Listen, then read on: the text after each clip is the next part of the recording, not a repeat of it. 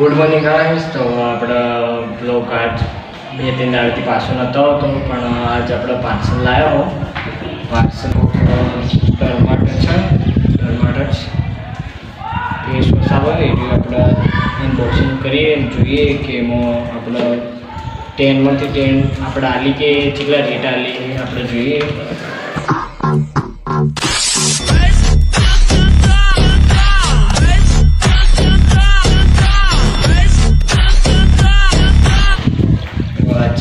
तो આપણને ખબર નહીં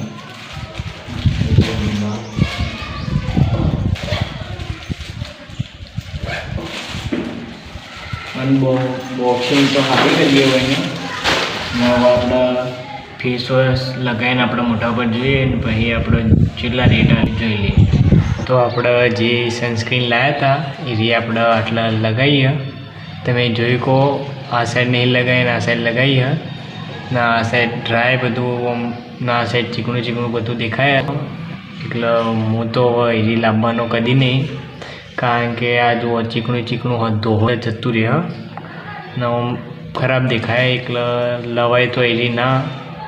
હું તમને કહું તો એરી લાવતા જ ના કદી, પૈસા ખોટા કોમના બગડી ના, ચીકણું ચીકણું દેખાય। એટલે ફેસ વોશ લાવજો, આ સનસ્ક્રીન તો બરાબર નહીં ના, ડર્માટરની તો કદી લાવવાની જ ના। હું સાંભળ્યું હતું કે એરી કોઈ નહીં, ચીકણું ચીકણું દેખાય તમારું, તો આ ફરક દેખાય એટલે એરી કદી લાવતા ના।